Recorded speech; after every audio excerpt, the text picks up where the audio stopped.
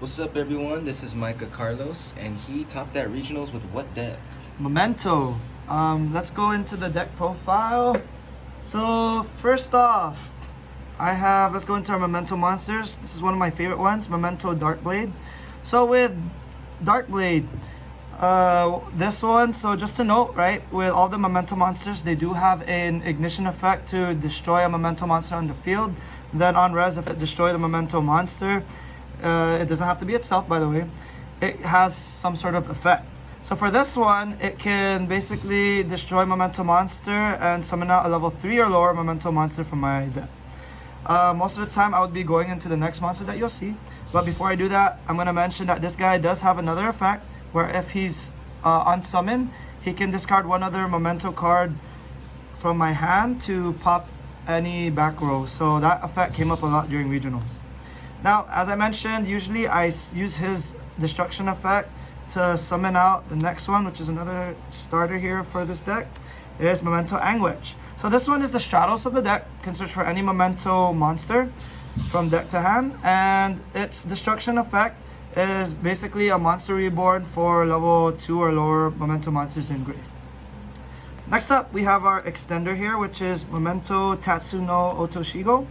With Memento Tatsu or Horse, if you don't control any face-up monsters or they're all Memento monsters, you can activate its effect to special summon itself from your hand to the field. Now, his destruction effect, basically most of the time you're going to be destroying himself. He could send Memento monsters to the graveyard equal to the level or lower, right? Up to that level. So because you're sending level 5, you would be sending most of the lower level monsters, which I'll be showing to you in a bit. Which is this one, or one-ofs, which is Memento Goblin. Now with Goblin, Goblin doesn't, his destruction effect is to send 2 Memento cards from deck to grave. Now with his effect, I normally send the trap cards that you'll see in a bit, but or later in the profile. But with this guy, he's one of the interesting ones where his effect is like a hand trap effect. So he gives a hand trap effect to send from his hand to the graveyard to protect all of your Memento monsters from targeting protection. Now the next one I have here is Mace. This is another one of the hand trap effects also. For this one, during your main phase, if you control the big boy, so I forgot to mention you can only use these hand trap effects if you have the 5k big boy out. Anyways, for this guy, his hand trap effect is quick play change of heart on opponent's turn during their main phase. His destruction effect is to search for any Memento card. Now, next up, my other one up is Memento Gadget. Now, this one doesn't have a destruction effect or ignition effect to destroy and have some sort of effect with it. But when he is destroyed by a Memento monster effect and sent to the graveyard, he can special summon himself back to the field. And on summon, he can target any Memento card in the graveyard and add it back to your hand. So most of the time when I send the traps off of this guy, later down the line in the combo, I would usually get Gadget to add back one of those traps. Now, next up is our big boys, one of my other favorite ones from back in the day, which is Memento Horned Dragon. So I used to love Tri-Horned Dragon back then, so it's great that he got this retrain. Anyways, for this one, he doesn't have an ignition effect also, but he is an extender. If you have 3 or more Memento monsters in your graveyard, you could built-in summon this guy. And when he is out, it's usually a beat stick, but you do have a play here with one of the quick play spells later that I'll show you, where if he is destroyed by card effect and sent to the graveyard, you can destroy 1 Memento card on the field. So it could be your field spell or face-up trap if you have, but most of the time it would be the monsters. So you would basically target one of them and pop 2 face-up cards your opponent controls. So it's like a Sword Soul Blackout, but for face-up cards in a way. Now, next up, we have our big boy, our boss, which is Memento Combined Creation. 5k attack, 5k defense, really big. So for this guy, you special summon him, built-in summon, by shuffling 5 different Memento monsters from your graveyard or hand, and then you can summon him to the field. Now when he's on the field, he's basically like UCT, Ultimate Conductor Tyranno. You can attack every single one of your monsters once each. Now, He has another effect where if your opponent activates a card or effect on a new chain, you could special summon one Memento monster from your hand or graveyard. Most of the time, I would still have Witch in the graveyard, right? Witch, the Stratos. And then after my opponent activates some sort of effect, I would use his effect to chain to summon out Witch to add back either one of the starter if I need to grind like Dark Blade, or if I need one of the hand traps, which is Mace or Goblin. So if need be, depending on the scenario, you could add Goblin to have targeting protection, depending on your situation, right? But most of the time, I would go for Mace to steal opponent's monster to interrupt their plays, or like I said, if I feel like I need an a starter for next turn, I would add like Dark Blade.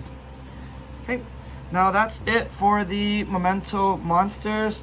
Let's go ahead and get into the spells and the traps. Well, before we get into spell and traps, forgot to go into the staples. We have our Ash Blossom, pretty self-explanatory there, and Joel and Lockbird. Okay, that's it. I'm not gonna go too much over those. You guys should pretty much know what they do. Now I'm gonna go into the spells. We have Memento Bone Party. This is one of the best spells in the deck for the archetype. So what this essentially does is like an advent for Floowandereeze. So this one can destroy a Memento monster from your hand or your field. And then if you do that, you can choose to add a Memento monster with a different name than that one to your hand, or special summon it in defense. So this can help you dodge Imperms, Veilers, those kind of hand traps there. So how this came up during regionals was I had out Memento Dark Blade, right? One of my opponents basically activated Imperm on it. Alright, so they activated Imperm, and then, you know, I chained Dark Blade to destroy, right? Choose to destroy. They don't know if it's going to be from hand or from field, but in this time I would use it for field, right? So when the chain is resolving backwards, I go 3 Memento Bone Party to destroy, right? After I activate his effect, right? So first of all, chain 1, Ignition effect to destroy, and special summon a Memento monster level 3 or lower. Okay, so I activated chain 1, chain 2, Imperm, chain 3, pop. So resolving backwards, chain 3, pop. Special summon out Tatsu, right, in defense. And then Imperm, chain 2, right, misses target. And then chain 1, destroy. So like I said, the Memento cards destroy on res. So it doesn't matter that he's not there anymore because there's still something to pop. Would pop. Special summon out Gaddock. Now Gaddock effect triggers. Graveyard, target Memento card, and add back to hand. Now I have my extender, so I can still activate and go off. That makes sense there. So this card, really, really great, right? Has a lot of uses here. Another thing, it does have a graveyard effect that comes up where you could banish this card from your graveyard to give your 5k big boy basically piercing. So again, with piercing, you can usually go for games. So just banish, piercing, and then if he's the only card face-up monster on the field, forgot to mention that, he can basically pierce 5k, 5k, 5k, right? Big boy. Anyways, next up, we have Memento Fusion. This is a quick play fusion. So this card is really great. So during the main phase, essentially it's like a poly, just fuse from hand or field. But if a monster in my possession was destroyed by card effect that turn, right? Most of those Memento monsters destroy.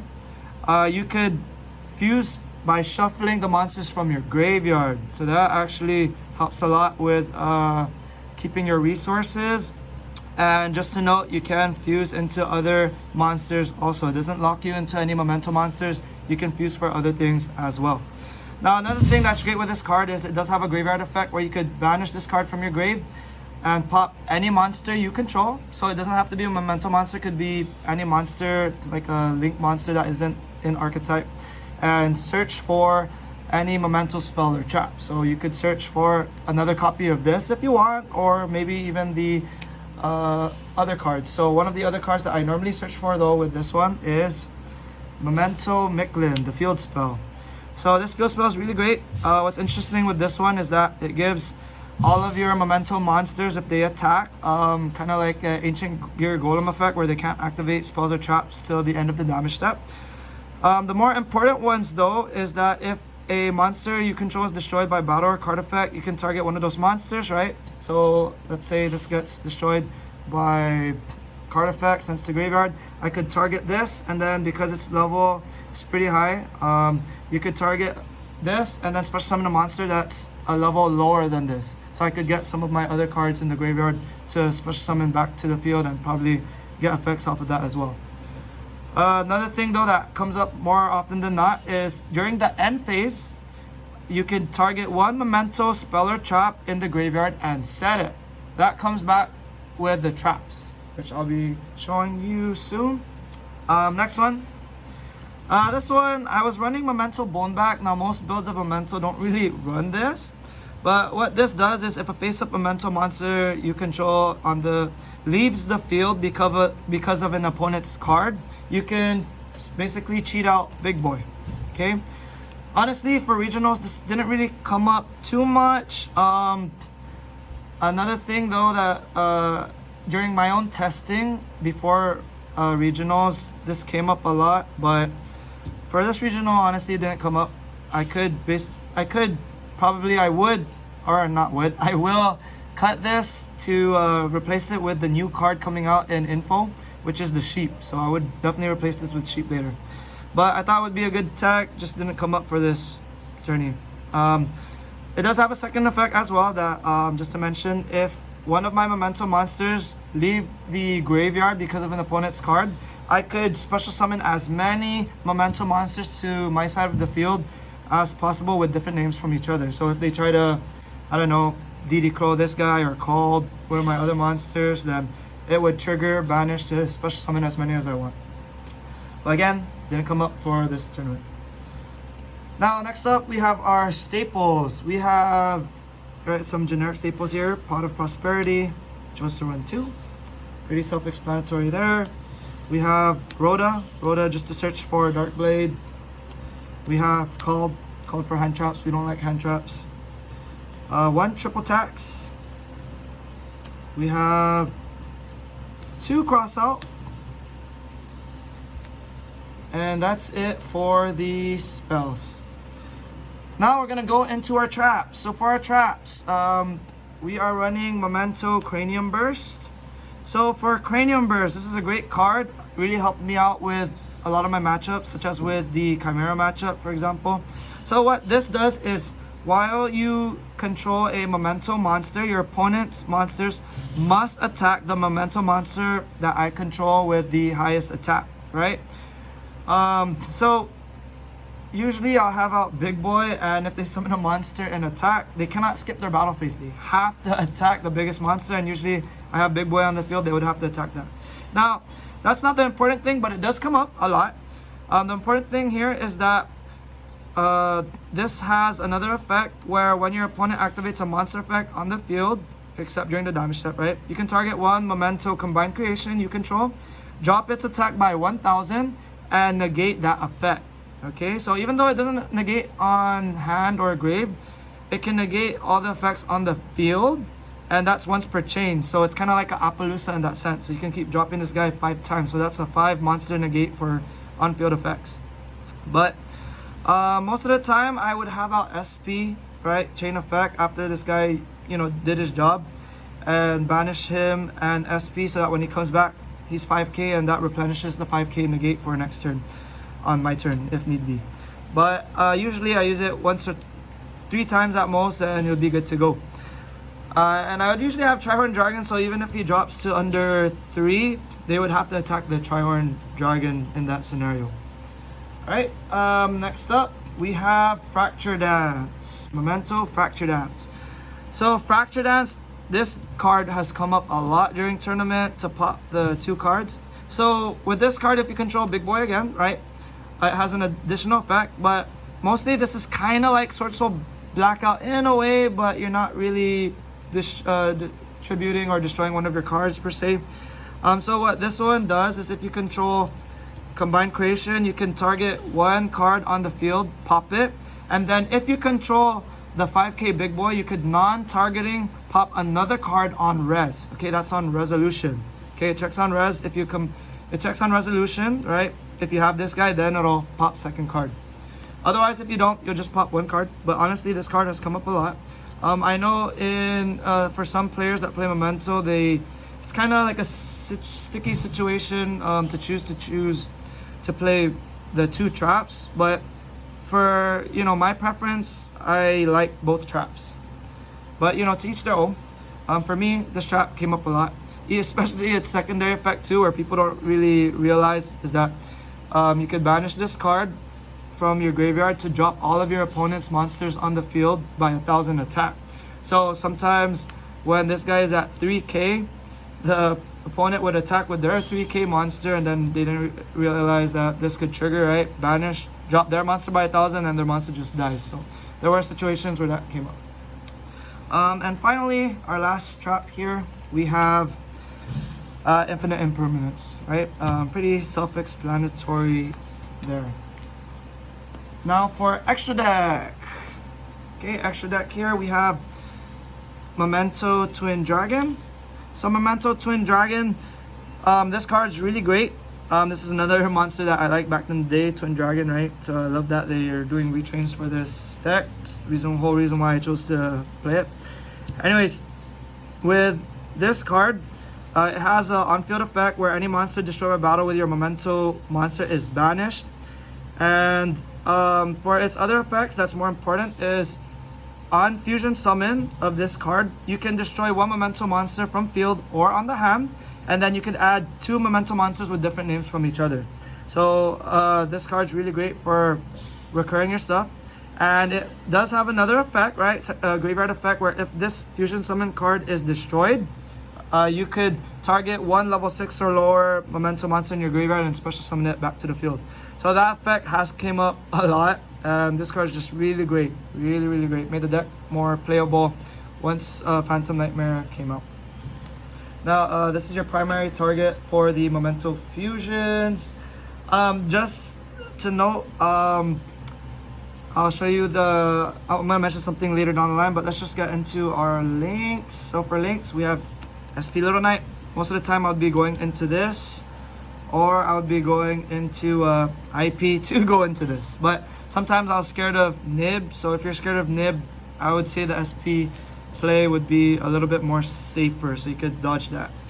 Okay, but anyways, IP, SP, right, there's your combo there. I was also running 1 Dark, 1 Nightmare Phoenix for back row, 1 Cross Sheep, 1 Anima, 1 Donner Dagger for hire. Just run 1 Herald, and then running 1 Nightmare Unicorn, 1 Celine, to go into, of course, your access code.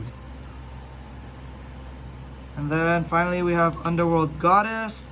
And I know some people are asking me about why I was running this. I ran Geonator Transverser. Truth be told, if I could, I would replace this with Guardian Chimera, because I know some people were asking me how come I wasn't running Guardian. I would definitely run Guardian over this, but I just didn't have access to it at the time. But most of the other cards that you saw in the extra deck were mostly prosperity targets, but they did come up now and then in certain scenarios. But otherwise, that's about it for my deck profile. For sides, I'm not really going to show it, just because, you should side for what your locals or what your tournament you think you're going to be going up against. I'm going to keep it short and simple there. Thank you, Micah Carlos, for sharing your deck profile. Any shoutouts before we head out? Yes, I would like to give a shout out to my local game store, The Inventory. I would like to give a shout out to Shark DYGO for giving me a mention. And for my training partners, Justin Lacoste, Aaron Sumbang, for always helping me test out. And of course the McDowell boys. All right, thank you. All right. See you later.